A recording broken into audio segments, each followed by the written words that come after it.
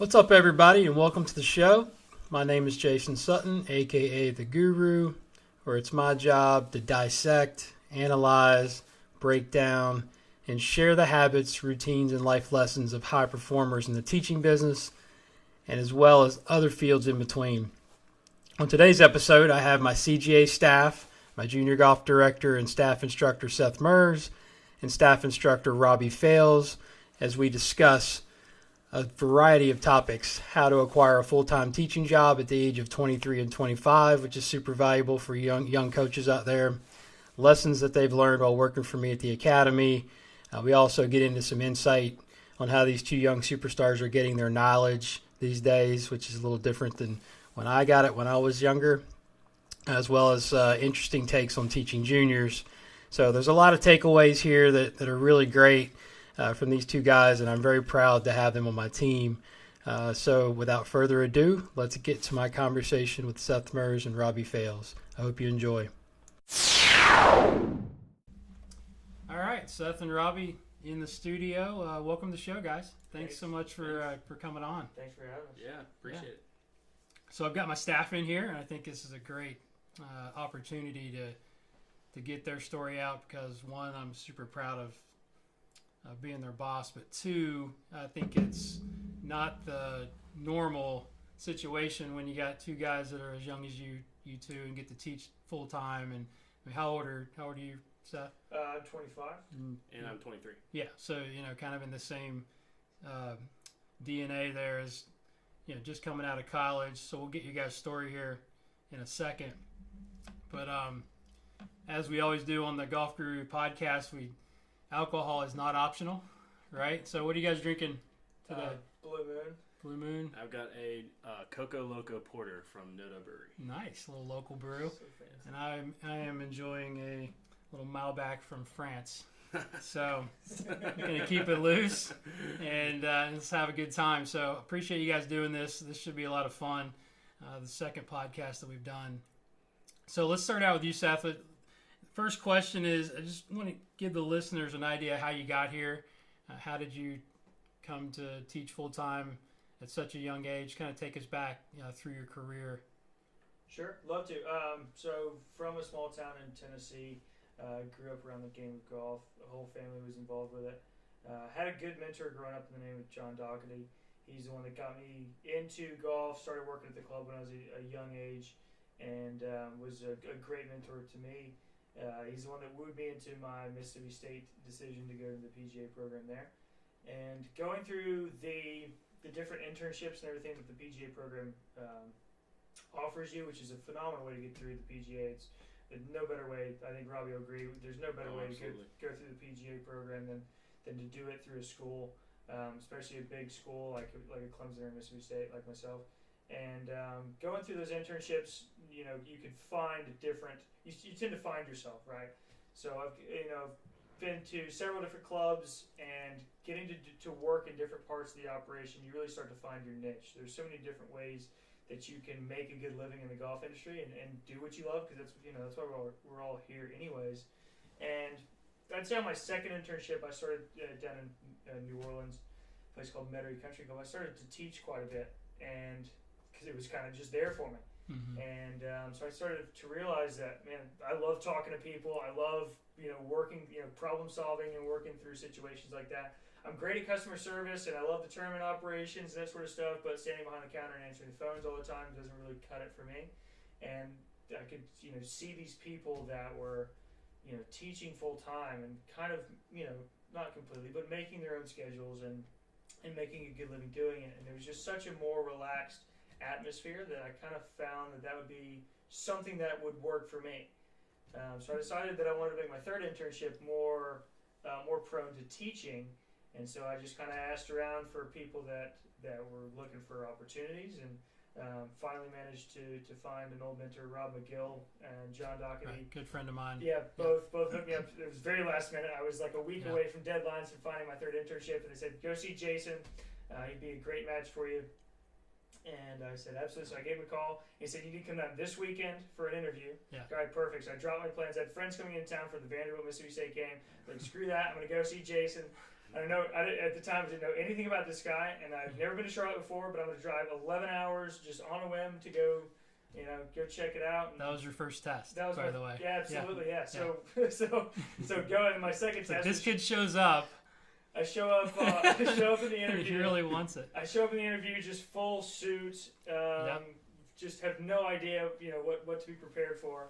And I get there and get to sit in an interview with you, Josh, and Maggie at the time, and Jeff, and get to spend 8 hours at Carmel. I'm like completely, even just leaving there, I'm like blown away with how much knowledge like I already picked up and all sorts of stuff. I'm like, this is crazy. And then at the end of it, Jason's just like, yo, you got the gig. Like you're gonna, if you want it, it's yours.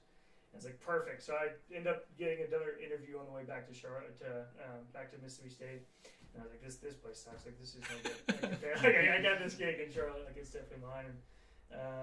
And that's when coming through that internship is where I really started to fall in love with everything that we get to do. It's rare too because there's not too many out exactly. there. I mean, I was very fortunate to be able to start that a few years ago and get guys that all they did was shadow me and teach juniors incredible. and get to learn and don't have to do the other stuff. So I got to go when I went back to school after that internship. I can't say how many people would like brag about like I get to play in this tournament or like I got to do this or I get to fold this kind of shirt or whatever. And I'm just like, you know what? You have no like I get to tell stories that just blew them away, right? All the cool stuff that I get to do on internship and even guys that did, like we had a couple guys do like some Jim McClain stuff, and that was fantastic. Like they learned a lot, but they didn't teach a single lesson. Like they kind of sat in classes and they picked up a bunch and got a good jump start in their career. But like I feel like I got to see the green grass private facility side of it during the internship that like nobody else really gets to experience, and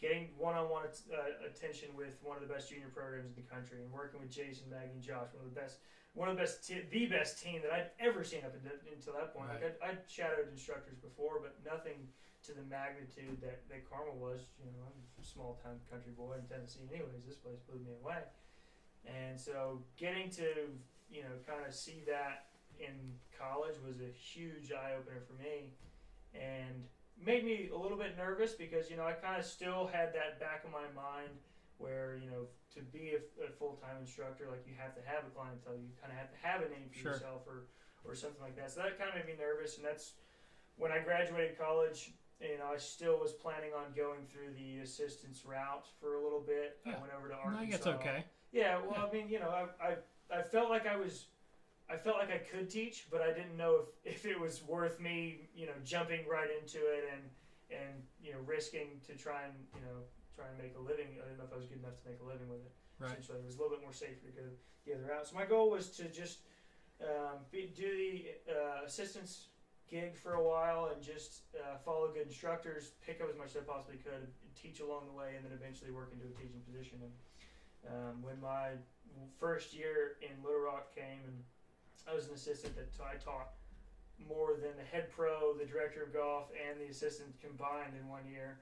And Jason gave me a call towards the late of the year and said, I want you to apply. I immediately told my boss. I was like, yo, my old boss Jason wants me to apply, and if he offers it to me, like I'm gonna leave. Like I'm definitely not gonna miss that opportunity to jumpstart my career. What I would say probably 7 or 8 years in advance from where from what my plan was out of college. And I was like, I'm not gonna miss that at all. Yeah. So when Jason gave me a call and wanted me to come back, I absolutely jumped on it. I was crying in my boss's office. You cried on the phone when I called you. But we've all kind of been there, and you find that passionate thing that drives you, and you chase it, and you get lucky along the way. And I'd say a lot of it for me was luck, passion, and just kind of getting out there. But you earned it. The fact that you were there at the beginning of iGrow and Op 36, which definitely was a big plus, and the members loved you. And I was happy to give you that opportunity, which you've taken full advantage of because you've done a fantastic job filling in for Maggie and my big shoes to taking fill. it. Yeah, you did, and taking over our junior program and doing a great job. So we'll get to some of that passion stuff. No, that's good. That's a good start. But again, it just shows that there are opportunities if you go after it, and kind of doors are open. You just got to step in, and sometimes you need a little bit of luck, but things work out. So Robbie, give us a little bit of background and how you grew up and then how you got here, because you're our newest addition to the team. Yeah, I'm not sure if I'm going to be able to follow that. That was pretty awesome. Pretty strong. We're off to a pretty good start here. But yeah, it's going to be a lot of the same things you just heard. And honestly, it's just I had a family who, were all pretty much teachers. Both my parents were instructors in the school system, and even my other side of the family are all instructors. I mean, my cousin's a music teacher. Her husband's a music teacher. My uncle's a science teacher. My aunt was a tennis coach and a PE teacher. My dad's a PE teacher, and my mom is an instructional specialist for the county. So the teaching is definitely in the blood. And I think as I was growing up, and my dad was a big golfer, and he never pushed me to go out to the golf course. It was always my idea. And I think that was really one of the biggest favors that I can attribute to my dad is that, and my mom, is that they never pushed me onto anything. They just let me kind of find what I enjoyed. And I started playing golf. And similar to a lot of pros who aspire to play professionally, but they realize somewhere along the way that's not going to quite happen. I decided that I was going to go kind of the PGA, PGM route as opposed to playing college golf. And looked at my options, and Clemson was the best of the ones that I went and looked at. What? The sign language over here. Oh no! I was trying to get him not to put his beer down so you could hear it. I was trying to set it down gently. That's what this mic picks up everything. So no, keep going. You're doing good. Yeah, but I went and toured a number of schools, and I really enjoyed Clemson the most. And as I got started, we would always have these classes on turf grass, and the core classes. All the classes. Yeah, business management. Yeah. And I never really loved going to class, but there was one class that I always kind of looked forward to, which was the teaching classes. The time always seemed to fly when I was in that class. I always found myself engaged in actually contributing to the conversations more in that class.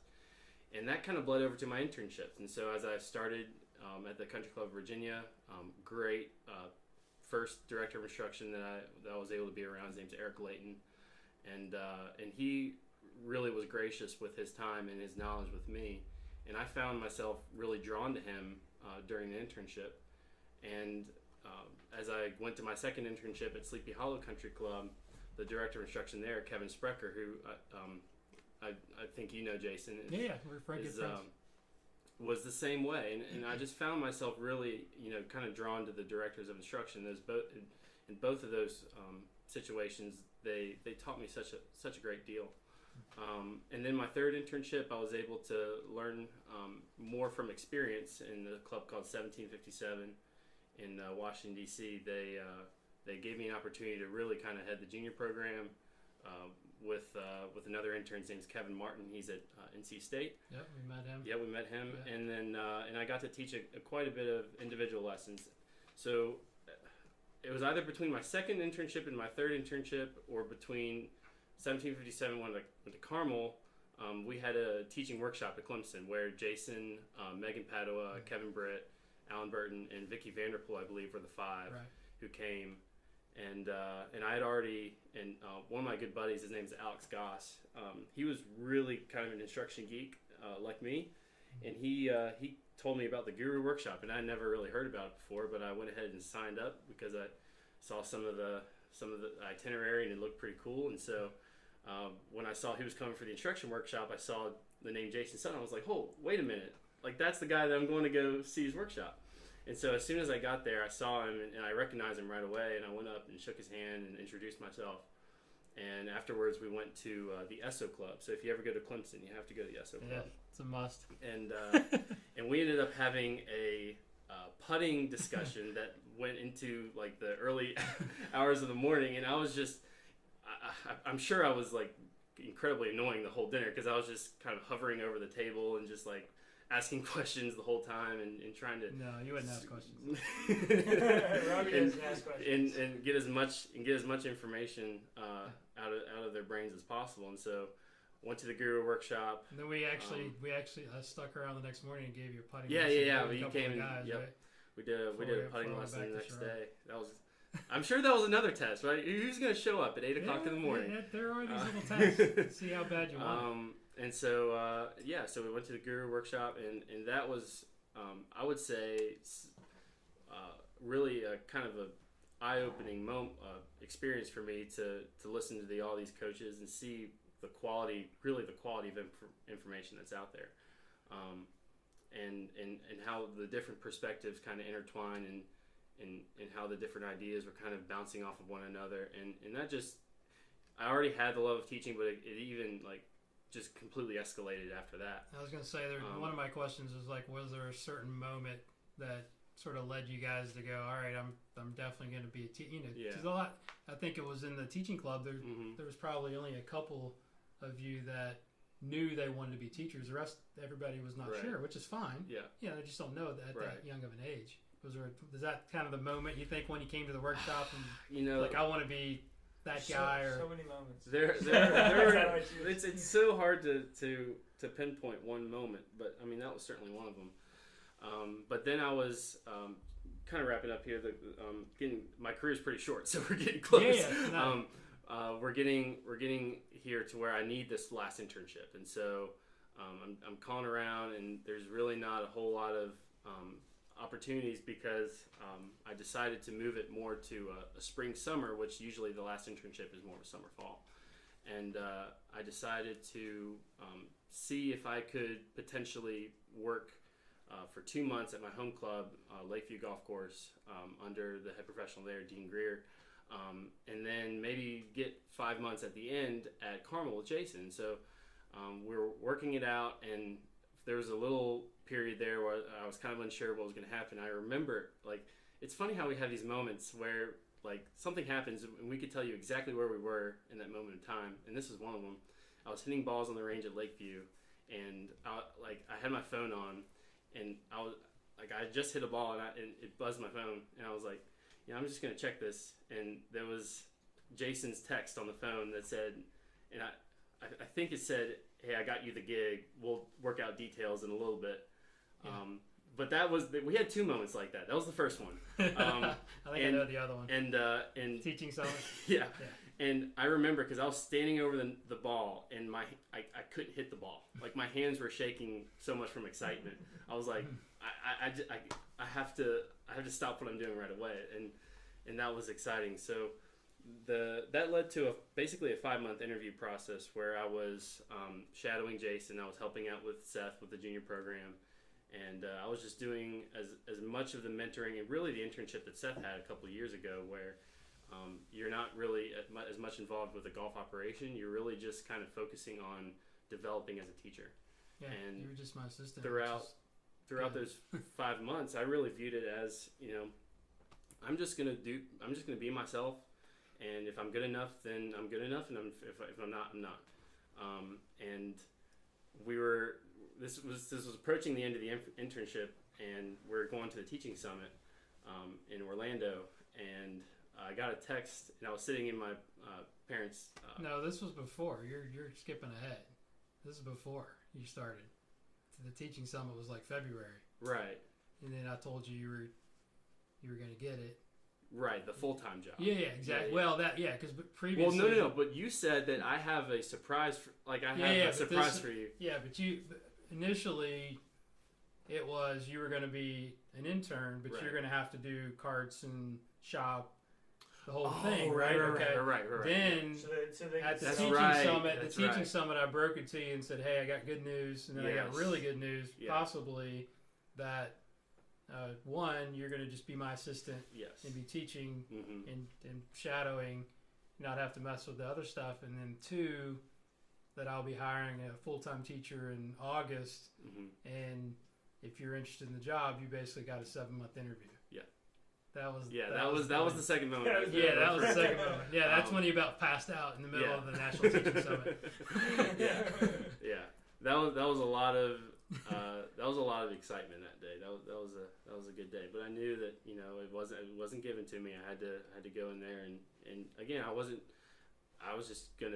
I just told myself I'm just going to be myself. I'm just going to do what I've done these past 3 internships that have given me some success, and I was happy that at the end of it I was good enough, and so it kind of ended where I am now. Which and it's a growing experience, and we have we always have things to work on. We talked about some things that you need to improve on, but absolutely. that's the important part is that we take that criticism and we try to improve and just keep moving, right? You don't emotionalize, especially as a young age. Yeah. I mean, I don't even know, because it's like I didn't have that opportunity when I was your age. I was doing this typical assistant pro job.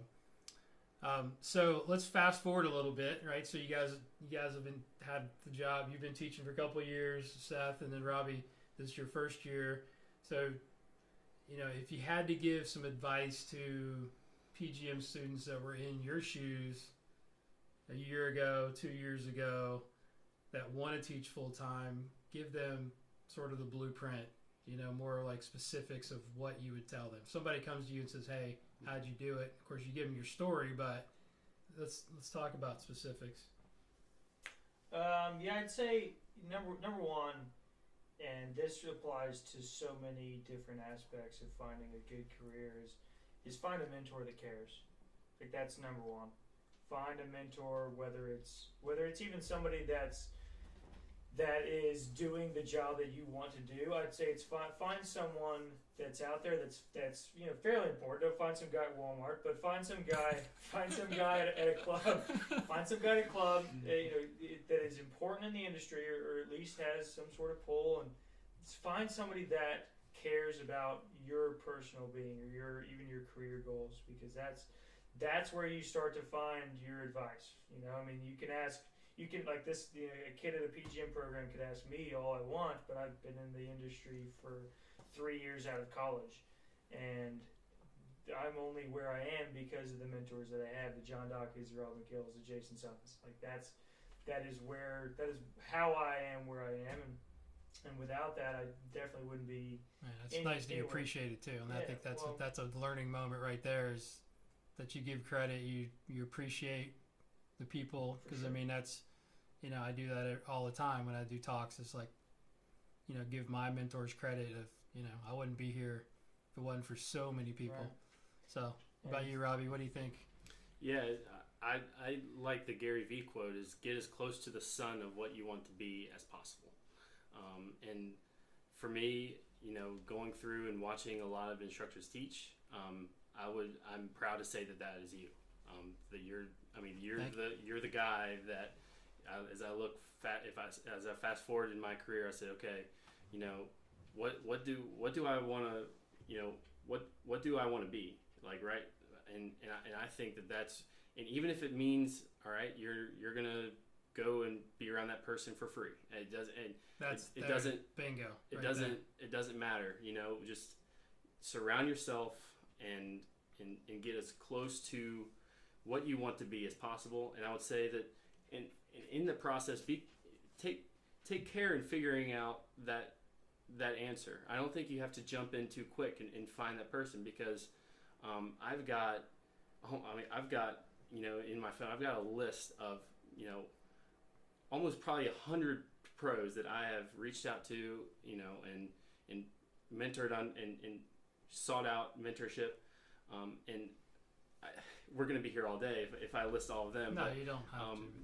But I want to show such appreciation for all of them, because just because they're not the sun doesn't mean that I still don't reach out to them on a daily basis, still learning things. So I think get as close to the sun of what you want to be as possible, but still cherish the relationships with as many pros as you can, and keep.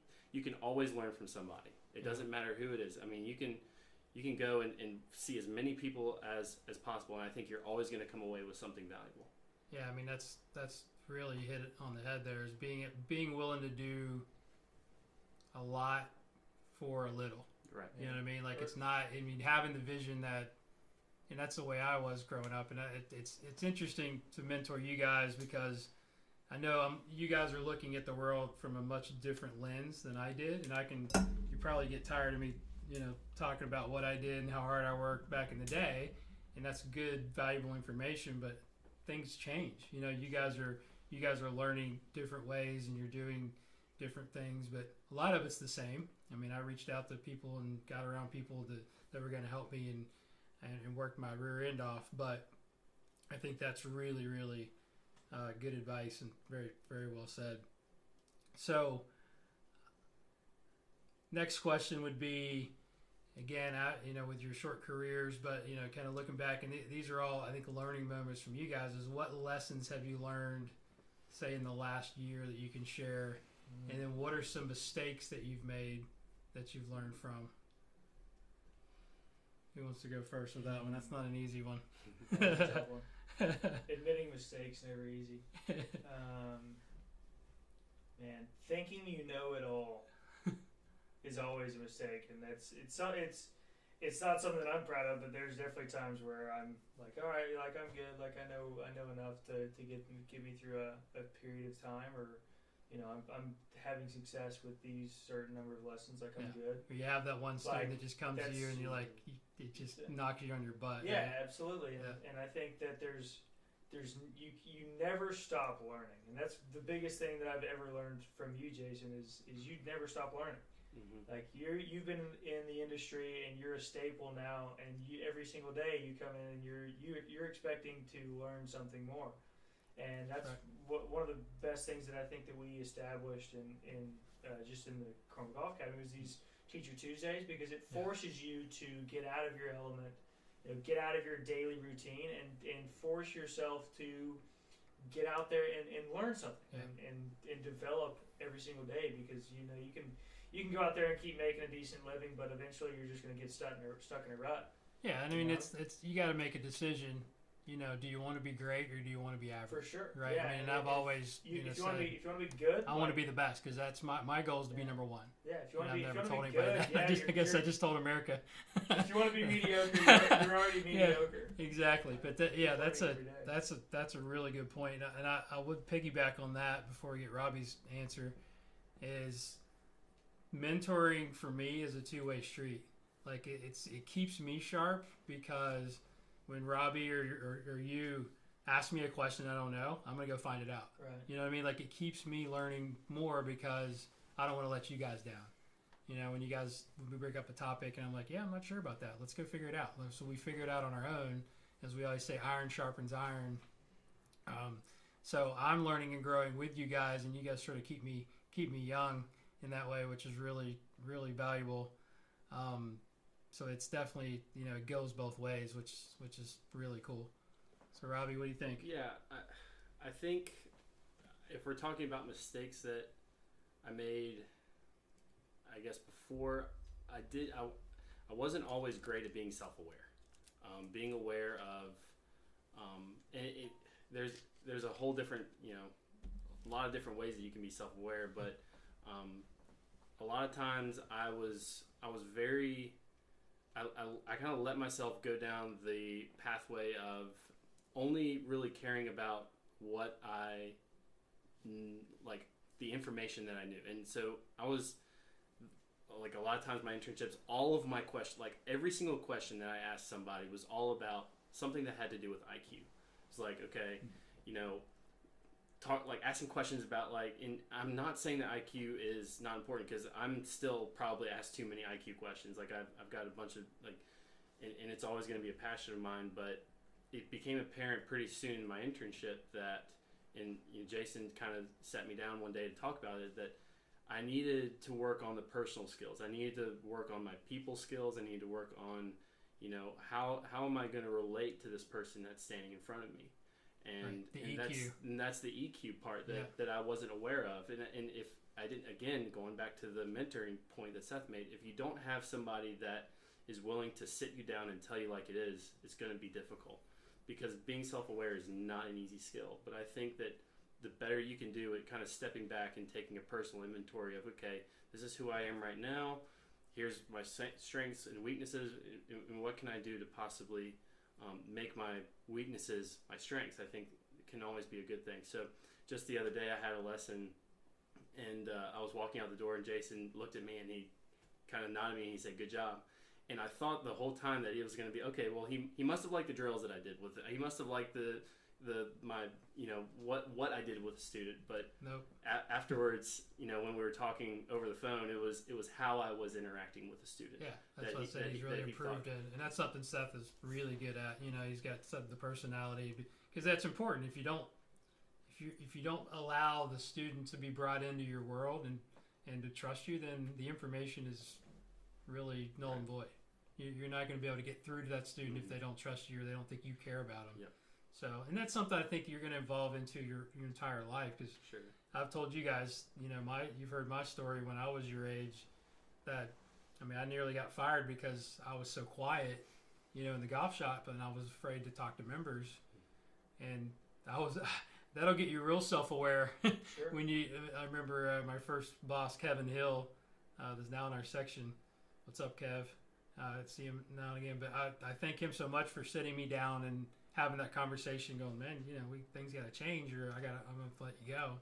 So that's when I said, all right, I got to find some answers, and that's when I read my first personal development book, Dale Carnegie, How to Win Friends and Influence People, was my first book. So that sort of got me on the road, like, wow, I need to start taking an interest in other people, and this is way before I even was teaching that much.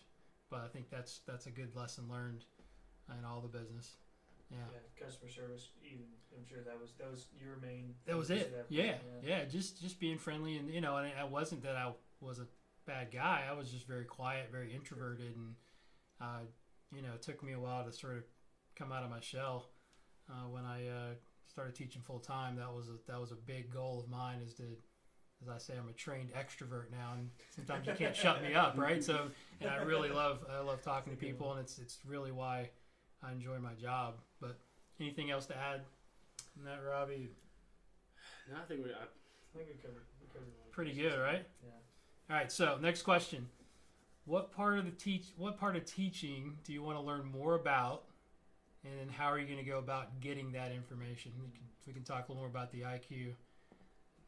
Motor learning. Okay. Big time. Yeah. It is what's consuming about 90% of my day right now in the information that I'm searching out. Learning things like, a lot of things is like these games-based coaching and like constraints-led approach. Things like external versus internal cues. Yeah, I know Sean Kennedy's helping you a lot with that. Yeah, he is. Yeah, he's great. He's really good at that. And really just figuring out how I can get the person in front of me to do what I want them to do. Because in the past, I always knew what I wanted to change, but I didn't know. And Jason, a lot of things and a lot of the research is backing up a lot of the good things that you do. Is that I found recently is that there's a lot of research out there currently about slow motion and the effects of doing things deep practice at a slower speed. Yep. And so recently I've and this term is coined by Tyler Farrell, but he calls it the Tai Chi. Yeah, he's a good one too. Yeah, and I love Tyler's stuff. And so just the other day I had a student that was really struggling with how the club is changing directions from the backswing to the downswing, and he wasn't really aware of what was going on in the transition. And so I said, okay, I want you to hit the ball, but I want your downswing to take a third of the time it usually takes. So from the top, I want you to hit the ball, but I want the club to take 3 times the amount of time that it usually does to get from the top to the ball.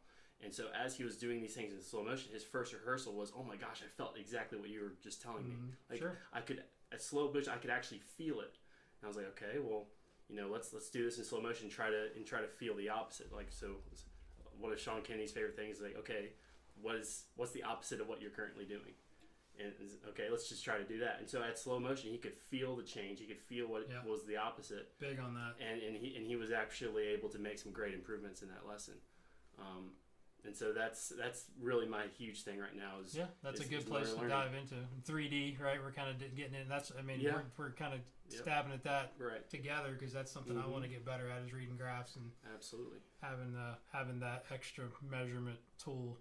What about you, Seth? Man, I feel like I learn so much every day. I'm trying to dig into trying to think about one thing that I'm actually trying to look forward to. And and I can't find one because every single day I think about something different that I'm always diving into and looking at. Yeah. I mean, we had such an eye-opening experience this last weekend with John Graham and James Ridyard especially, digging into so much of the short game, and just that one weekend of digging into, because I've kind of been familiar with a lot of James' stuff. But getting into this weekend was incredible. It's cool to watch him actually do it. And Robbie and I had this conversation last night of different cues that we've been giving students to perform the same sort of motor functions. And so a lot of the stuff that I'm going to be looking at next, that I'm really looking to dive into, is a lot of short game, chipping, bunker type stuff that I was definitely teaching wrong up until this past weekend. I think, you know, Robbie and I talked about it, we've all had that kind of a different method going into, like James kind of blew our mind. You only know what you know. Exactly. So so going to that, I'm really excited going forward to dig into a lot of different short game stuff and just experiment. We all have our different ways of learning, and I figured out that my ways of learning are through experience. And I'm so excited to experiment with a lot of my long-term coaching program students to really dig in a little bit deeper and see what's inside their heads and figure out different ways that I can communicate the same material, because that's something that I really love to do, is to figure out, you know, we can learn one way to teach a student, but that doesn't always, you know, translate over to every student. So my way to, you know, add different sort of internal or external cues to make a student do what I want them to do. Intention. Yeah, exactly. Right. So just diving in a little bit deeper and doing some more experimenting with different students to kind of figure out how different students learn is always something I'm super fascinated with. That's good. Doing. Very good. So switch gears here a little bit. This will be a tough one for Robbie probably, but what books? And I put in here videos or online platforms are you learning from, and do you recommend? Because I mean, this is a perfect example of what we talked about. You know, I grew up reading a lot of books. Right? You can see my bookshelves full of stuff, but you know, you got to understand I'm so old that there wasn't internet the first few years I was teaching. So now I know it's a lot more video based. You can find information online so much faster. So where are you finding your information? So I've got, I'm a big Tyler Farrell fan. So I love his Golf Smart Academy site. Cause I'm a huge... Nice plug. Go ahead and give him a plug. Where do you find that? Yeah, you can go to Golf Smart Academy, I believe it's .com. His new book's out too, which is fantastic. I just read. Which is great. You wouldn't know that, but I mean, but Tyler's the man. And I got to meet him actually for the first time this past Open Forum, and he was really generous with his time and answering some of my questions. But so Golf Smart Academy is one of my favorites. I really like Adam Young's strike plan. I look at that a lot. He's got a ton of good videos up on that. Game Like Training with Ian Highfield, and I'm blanking on his partner. But yeah, if you go to Game Like Training, that's also a really, really good one. I mean, I'm always kind of going around on Twitter and Instagram and YouTube, and because I'm such a video kind of visual type of, you know, guy. I'm terrible with reading. Like, if I'm going to read something and actually retain it, then I'm going to have to like write it down as I'm reading it, because there's no way that it's going to go straight from the book to my brain. It just doesn't happen. Okay. Yeah, like I said, I gave you a hard time about it, but it's a different way to learn. Right. No right or wrong, as long as you get it. And I'm sure as soon as the podcast is over, I'm going to remember, oh God, I can't believe I didn't include that. But I think those are some three really good ones. It kind of gets you know, Tyler's a really good kind of, he understands the 3D, and he's a good TPI kind of body-centered type of approach. Adam Young is really great on the motor learning side. I mean, he's got a lot of good drills and kind of ideas to help get people to really make the changes he wants them to make by focusing more on the external task. And I'm kind of getting more experimenting with that in my teaching. And then the Game Like Training is really getting my players getting your players to really take it to the course and really have the performance element tied into what they're doing with their practice. Good. What you, Seth? Social media, almost 90% for me. Just like Robbie, I'm not much of a book reader. I'm extremely ADD, and making it through a paragraph has always been something that I've struggled with. So much information on. How about podcasts? Are you doing? You kind of diving in? Yeah. I'm glad you brought that. Right. So I mean, I kind of got Robbie hooked on it. You hooked on a little bit. Yeah. I've definitely seen it. So it's definitely. Listen to your car.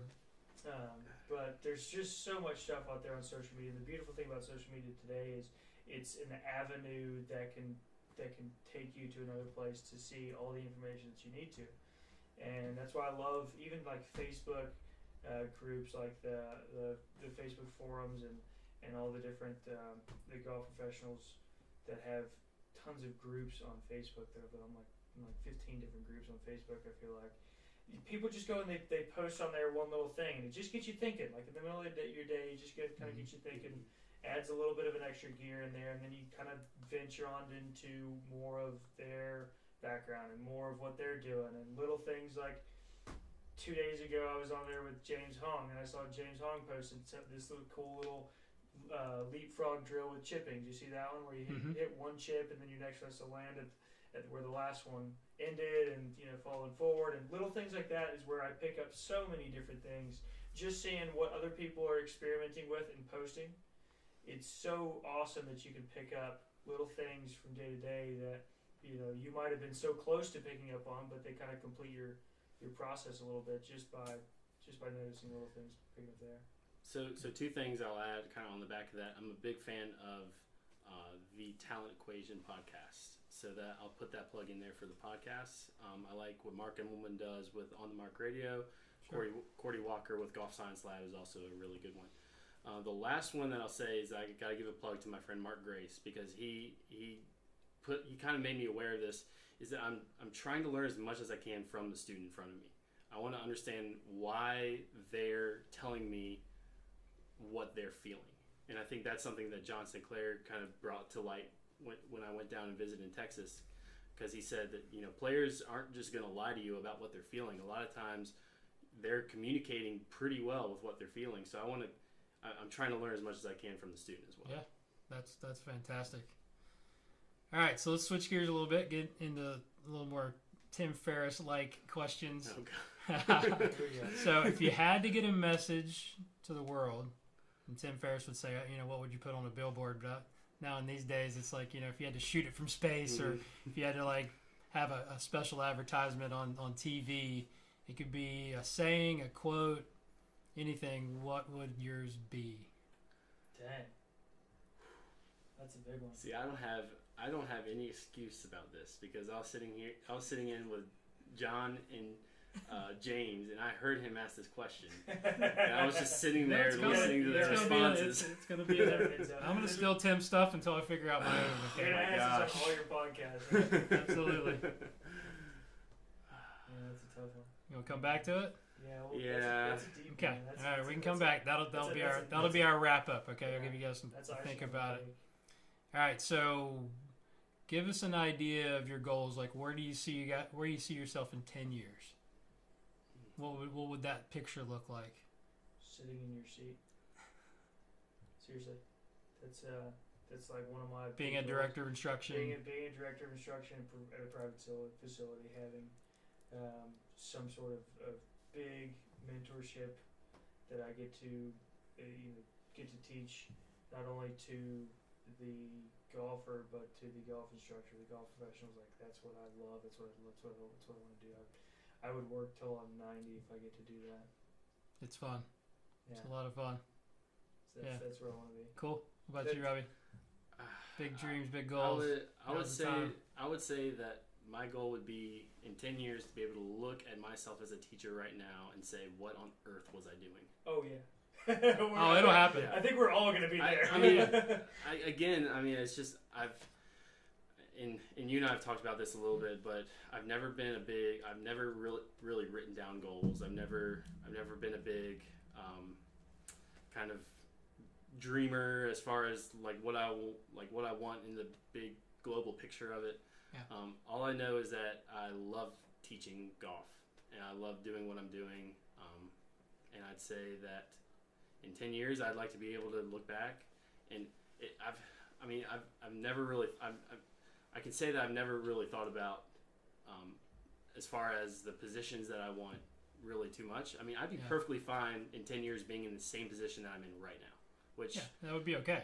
And I said, you guys are so young. It's like I talk about patience a lot. It's like the biggest goal is just to get better every day, right? So don't be better next year than you were this year, right? And when you're 33 or 34, I mean, you're still super young. Yeah. I mean, I've told you guys this before. Like, my fire didn't get lit till I was 29. That's when I transitioned from being a head pro to teaching full time. So you guys are way ahead of me. I love what Robbie said. That was such a nail on the head, because I think about it all the time. Is 10 years from now, I want to look back at myself 10 years ago and be like, what was I doing? Oh, yeah. I think about that all the time, because I think about that from 2 weeks ago. Oh. 2 weeks ago, like 2 weeks ago, what was I thinking? I was an idiot, you know. So the fact that we can look back and knowing that now is like think about that now. Is like now you think, okay, I got this kind of figured out, you know. And that kind of gets back to my point earlier of never think that you know it all, because you're not even close.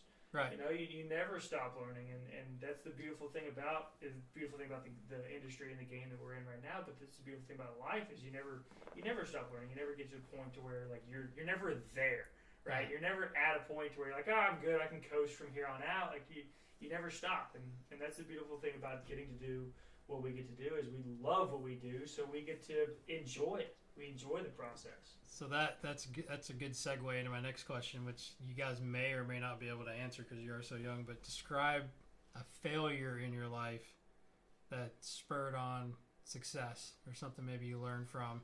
Is there a favorite failure? Yeah. Because you guys have heard mine when, basically I got bumped out of being a head professional. Yeah.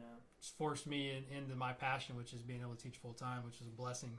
I got one, and anyone that's older. And it doesn't even have to be golf. Yeah, it could be like in your childhood. So anyone that's like older than me is gonna be like you're a child. But my 8th grade, so I was an athlete growing up. I'm a pretty athletic guy, but I was a 4-sport athlete in high school, and growing up, I was diehard baseball, basketball, right? So going into my 8th grade year, I was the point guard of the basketball team. I was going to be the next all-star. That was me, right? Like, I was so excited.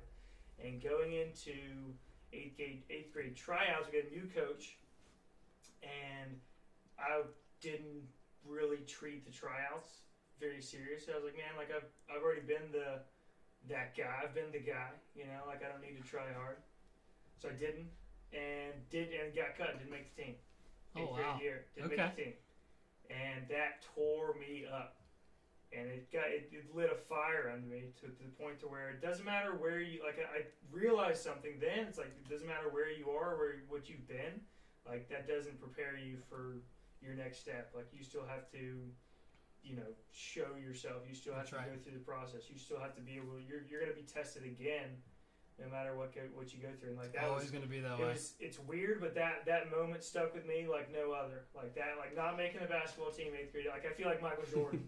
You know what I mean? Yeah, right. Michael Jordan didn't make his high school team, right? His freshman year or whatever it was. Yeah. And like after that, it's just like it pushed him forward and going through any sort of. And it at that point, I thought it just occurred to me on tryouts. It was like very specific to that situation, but later in life, I've realized that no matter what it is, like it's a test, like doesn't matter what I've done or who I've done or what I've done for some person over here, like I still have to show my all and I still have to give 100% for the next step.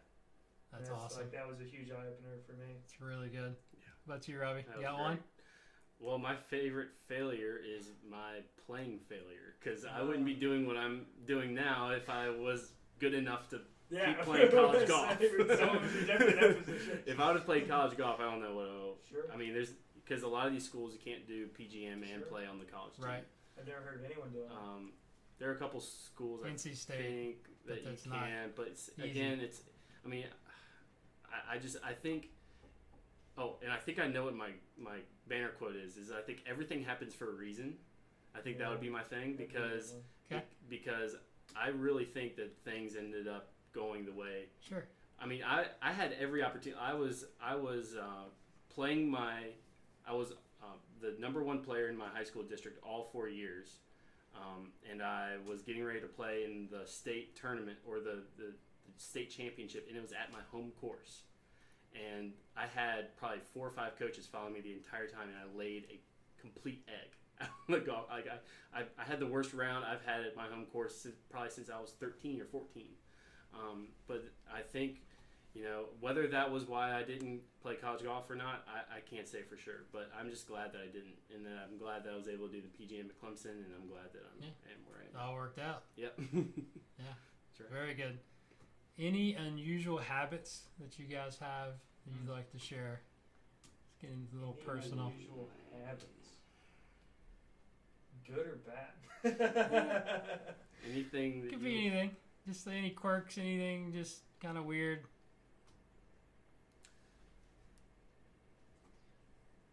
I'm trying to relate that to a golf lesson. Doesn't have to be. Doesn't have to be. Anything like a morning ritual or anything that you do that's just kind of maybe strange that helps you. Oh, gosh, we're boring, Seth. Not anything more than any other normal human being, I'd say. I mean, I stumped him. what was the question again? Any? I get too loud. Is that what you're saying, Nick, from the corner? I get too loud. I definitely get too loud. Oh, You do have a good projecting voice. Yeah. It's perfect for juniors because once they I start can hear him talking, I can hear him across the range. The dad voice comes out. Yeah. One, Dad voice two. comes out. Yeah. Yeah. Robbie's got a dad voice. Tell you what, when Robbie gets mean, man. He does. Robbie He gets on them kids. Robbie can get onto him. I don't mess around. I'd never seen it. Like, Robbie's such a peaceful, quiet guy, and then we get into juniors. The one thing that I just can't handle sometimes, and I need to get better. This is a quirk. All right, is that This would be a habit. I'd say this could possibly be a habit. Yeah, I would say that I need to be better at just not going 0 to 100 on the kids. Sometimes, like I need to just like if something's not going the way that the big thing that I can't handle sometimes is sometimes the lack of, what would you say?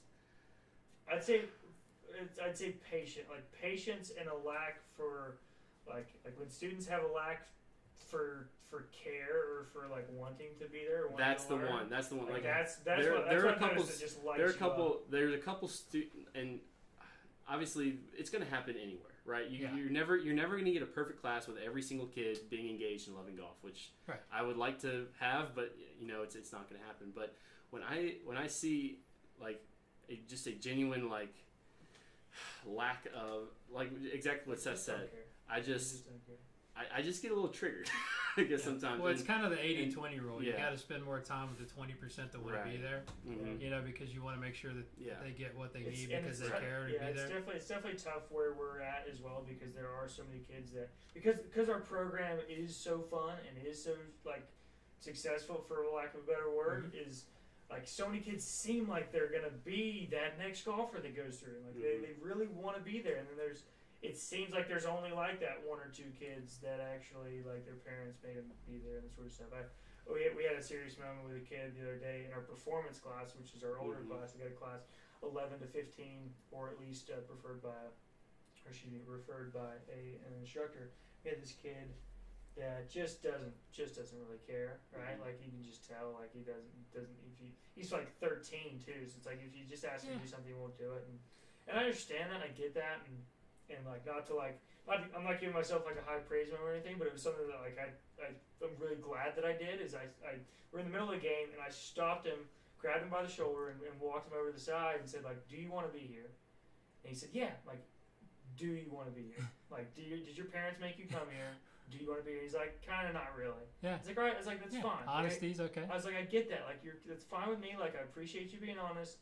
I said, "But I got 11 kids over there that want to be here. Coach Robbie and I put a lot of effort into what we do. Right now, you're being disrespectful because you're not paying attention and kind of going through the motions. Like, I get it if you don't want to be here. Be honest with your parents, maybe. Like, maybe we'll have a talk with them and say, look, like, maybe this isn't for you. Like, golf's not for everybody. Like, I get it." You know, like, but you may pick it up later. You know, but after that, like total game changer. Like Robbie Oh came my up to me, gosh, it was Robbie a came up different to me kid. afterwards. He's like, dude, I don't know what you said to Charlie, but like, I totally didn't mean to say his name online. But I don't know what you said to him, but he's totally different afterwards. And I get that. Like, golf's not for everybody. You know, especially for kids, and that's why the snag program I think is so good, because it makes kids actually seem like golf is fun, and Absolutely. that's like so much of our role is in junior golf, especially in the clinic aspect, is like not necessarily making them better, but making it fun and enjoyable to where they actually want to come back and do it more, and that's when they get hooked.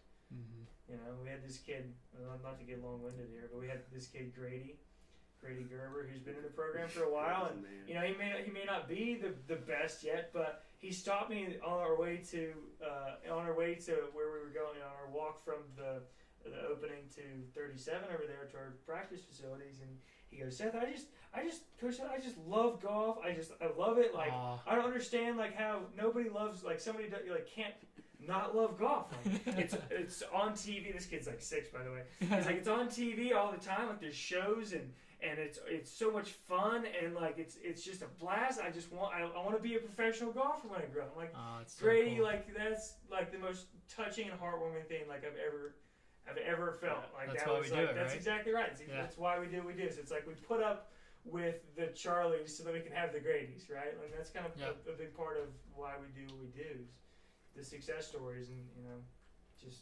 making people love it more. Like, that's very what we're cool. passionate about. But. I think that's a great way to wrap up the show.